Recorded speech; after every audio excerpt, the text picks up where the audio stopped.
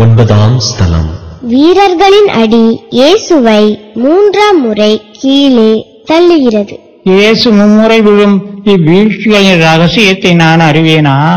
எனது 3 விதமான பாவங்களுக்காக அவர் மும்முறை கீழே விழுகிறார். நான் என் சிந்தனையால், என் சொல்லால், என் செயலால் புரிந்த பாவங்களுக்காக, இறைவனுக்கு விரோதமாய், புறத்தியாருக்கு விரோதமாய், எனக்குத்தானே விரோதமாய் நான் புரிந்த பாவங்களுக்காக, என் இளமையில், என் வாலிபத்தில் நான் புரிந்த பாவங்களுக்காக, என் பாவமே, என் பாவமே, என் பெரும் பாவமே. சுவாமி எங்களை மன்னியும், சுவாமி எங்கள் மீது இரக்கமாயிரும், சுவாமி உமது இந்த மக்களை தண்டியாதையும். இறுதி வரை அருள்நிலை நிலைத்திருக்கும் வரத்தை எங்களுக்கு அடைந்து தருவாயாக. ஓ கிருபாகரியே, ஓ தயாபரியே, ஓ பேரின்ப ரசமுள்ள கன்னிமாமரியாயே. ஆமென்.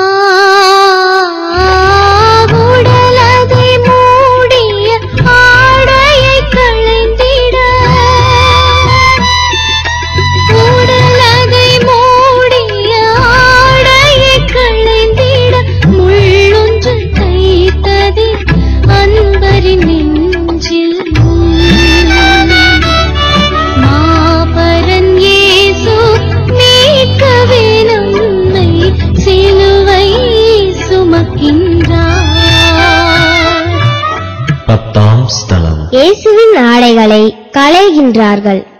ஓநாய்கள் ஆட்டுக்குட்டியின் மேல் பாய்வது போல யூத வீரர்கள், காவலர்கள் அவர் மேல் பாய்கின்றார்கள். அவருடைய உடையை கலட்டுகின்றார்கள். அவர் உடுத்தியிருந்த ஆடையின் மீது சீட்டு போட்டு அதை எடுத்துக் கொண்டார்கள். இப்போது ஒரு ஆடை அணிந்து கொண்டு சிலுவையில் சாகப் போகின்றார். இந்த உடையும் அவர்கள் கலட்டுகின்றார்கள். எவ்வளவோ வருத்தமான ஒரு காரியம். அவர் சிந்திய ரத்தத்தோடு, அவருடைய காயங்களோடு இந்த உடை ஒட்டி இருக்கின்றது. ஆகவே பலவந்தமாகத்தான் இந்த உடையை கலற்றுகின்றார்கள்.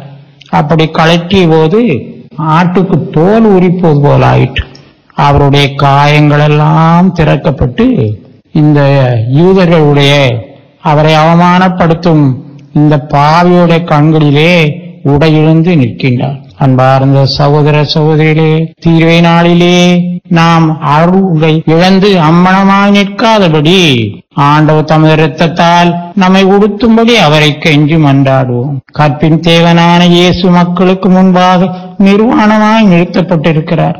இரக்கம் வைத்தருளும் இயேசுவே, இரக்கம் வைத்தருளும். உமது பரிசுத்த அடக்க ஒடுக்கத்தை அவமானப்படுத்தும் வெட்கத்துரிய அந்த மோக பாவங்களுக்காக, குறிப்பாக திருமணம் செய்த பிறகு கூட தம்பதிகள் கட்டிக்கொள்ளும் விபச்சாரம் என்ற தோஷத்திற்காக நான் இரத்த கண்ணீர் சிந்த கிருபை புரிவீராக. நானே ஒருவேளை தள்ளுண்டவனாய் போகாதபடி என் உடலை தண்டித்து கீழ்ப்படுத்துவேன். உனது பழுதற்ற கன்னிமை ஆலோசகத்தை நினைவு கூர்ந்து, ஓ பரிசுத்த கன்னிகையே, கன்னி தாயே, என் உள்ளத்தையும் உடலையும் என் இருதயத்தையும் கற்புள்ளவைகளாக காப்பாற்றுவாயாக.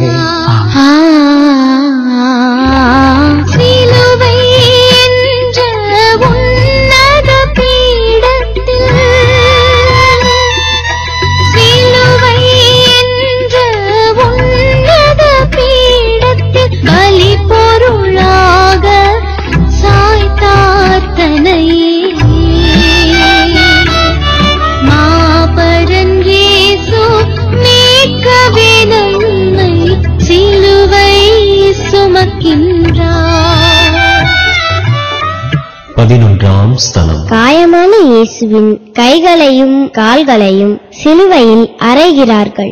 சேசின் திருவுடை கலற்றப்பட்டதும் அவராகவே போய் சிலுவையில் படுக்கின்றார். அத்தியந்த நித்திய குரு பீடத்தை சுமந்து கொண்டு வந்தார். அந்த பீடத்தில் தம்மை கிடத்துகின்றார். மரணம் மட்டும் கீழ்ப்படிந்த இயேசு கையை ஒழுங்காக நீட்டி இயேசு நீட்டி கொடுக்கின்றார். 2 கைகளிலும் கூறிய ஆணிகள் அறையப்படுகின்றன. நான் நமது கைகளால் கட்டி கொண்ட பாவங்களுக்கு ஆண்டவர் பரிகாரம் செய்கின்றார். குற்றமில்லாத மனிதனை இந்த கைகளால் நாம் அடித்தோமா, கேவலப்படுத்தினோமா? இயேசு பரிகாரம் செய்கின்றார். நோயில் பூசுதல், மரிப்பதற்கு மேல் நமக்கு கொடுக்கப்படும் ஒரு அருட்சாதனம் இது. கை, கால், கண்களால் கட்டிக்கொண்ட பாவங்களுக்கு குருவான அந்த வேளையிலே திரு எண்ணெய் பூசுகின்றார். நமது கைகளில் பூசும் போது என்ன கூறுக? ஆண்டவரே, இவன் கைகளால் கட்டி கொண்ட பாவங்களை மன்னித்தருளும். கால்களால் கட்டி கொண்ட பாவங்களுக்கு ஆண்டவரே பாவங்களை மன்னியும். ஞாயிற்றுக்கிழமை பூசைக்கு நடந்து வர நமக்கு பலம் இருந்தும் வாய்ப்பு இருந்தும் வசதி இருந்தும் இந்த கால்களை பயன்படுத்தாமல் வீட்டிலே கிடந்தோமா அல்லது வேறு எங்கேயோ சென்றோமா? அதற்காக ஆண்டவர் பரிகாரம் செய்கின்றார். திருச்சிலுவையில் அறையப்படும் எங்கள் மீட்பரே, நாங்கள் எங்கள் கைகளாலும் கால்களாலும் கட்டிக்கொண்ட எல்லா பாவங்களுக்கும் நாங்கள் பரிகாரம் செய்கின்றோம். மாமரி தாயே, இந்த சிலுவை வானமண்டலத்தில் ஒரு நாள் தோன்றும் போது இந்த சிலுவையை ஆறுதலோடும் அக்களிப்போடும் கூட நாங்கள் உற்று நோக்க எங்களுக்கு வரத்தை தரும்படி உங்கள் அருமை மகனே மன்றாடுங்கள் தாயே. ஆமென்.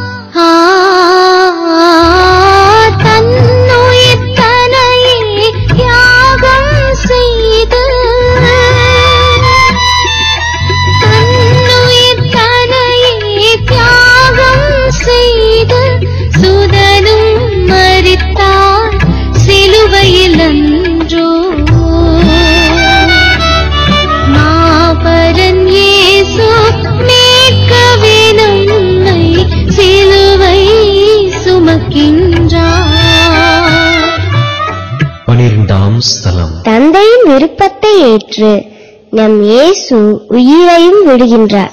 எல்லாவற்றையும் நமக்கு கையளித்த இயேசு தமது உயிரை நமக்கு கையெடுக்கப் போகிறார். என் இறைவா, என் இறைவா, ஏன் என்னை கை நெகிழ்ந்தீர்? பக்தியுள்ள யூத மக்களுக்கு சங்கீதங்கள் உள்ளத்தை உருக்கிய ஜபங்களாக இருந்தன. இந்த ஜபங்களில் முக்கியமான ஒரு பகுதி சங்கீதங்களிலே அடங்கி இருக்கின்றது. நமது மீட்பர் உண்மை பக்தி கொண்ட ஒரு இஸ்ராயலன். அவரை பற்றி அநேக சங்கீதங்கள் ஏவப்பட்டிருந்தன. அவைகளில் முக்கியமான ஒன்று இந்த 21ஆம் சங்கீதம். இயேசு சிலுவையில் தொங்கிக் கொண்டு இந்த வார்த்தைகளை கூறுகின்றார். மெய்யாகவே அவர் எல்லோராலும் கைவிடப்பட்டவராக அவருக்கு தோன்றியது. அவரிடமிருந்து உதவி பெற்ற எத்தனையோ மக்கள், எத்தனையோ குருடர்களுக்கு பார்வை அளித்தார். நொண்டி சப்பானிகளுக்கு நடக்கும் வேலை செய்யும் திறமையை கொடுத்தார். இறந்தவர்களை உயிர்த்து எழுப்பினார். எத்தனையோ பசிபட்டினி உள்ள மக்களுக்கு ஆச்சரியமாக உணவளித்தார். அப்போஸ்தலர்களை எங்கே? ஒருவர் இயேசுவை காட்டிக் கொடுத்தார். இறுதியில் அவர் நான்கு கொண்டார். ஒரு அப்போஸ்தலர் அவரை 3 முறை மறுதளித்தார். பிறகு அவர் மனம் திரும்பினார். வாழ்நாள் முழுவதும் கண்ணீர் சிந்தினார். சேவல் கொக்கரிப்பை கேட்ட பொழுதெல்லாம் கண்ணீர் சிந்தினார். கண்ணீர் வடிந்து வடிந்து அவருடைய கன்னங்களில் 2 பள்ளத்தாக்குகள் ஏற்பட்டன என்று பாரம்பரியம் கூறுகிறது. ஆனால் நாமும் தன்னந்தனிமையாக தவிக்க வேண்டிய ஒரு நேரம் நமக்கு விடியும்.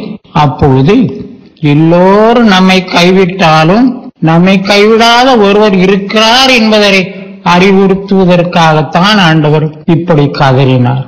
என் இறைவா, என் இறைவா, ஏன் என்னை கை நெகிழ்ந்தீர்? இப்போது இயேசு ஆறுதலான ஒரு ஜெபத்தை செய்கிறார். தமது தந்தையை பார்த்து, தந்தாய், இவர்களை மன்னியும், ஏனெனில் இவர்கள் செய்வது இன்னதென்று இவர்களுக்கு தெரியாது. எவ்வளவு அருமையான ஜெபம்! தம்மை வதைத்து கொள்ளும் தமது பகைவர்களுக்காகவே இந்த ஜெபத்தை செய்கின்றார். தந்தையே, என்னை சிலுவையில் அறைந்து கொள்ளும் இந்த யூதர்கள் நான் யார் என்று அறிய மாட்டார். நான் உமது அருமை மகன் என்பதை அவர்கள் புரிந்து கொள்ளவில்லை. ஆகவே தெரியாமல் செய்துவிட்டார்கள். அப்பா, அவர்களை மன்னியும். இயேசு கூறுகின்றார், மன்னியுங்கள், உங்களுக்கும் மன்னிக்கப்படும். நமக்கு தீமை செய்தவர்களை நாமும் மன்னிப்போம்.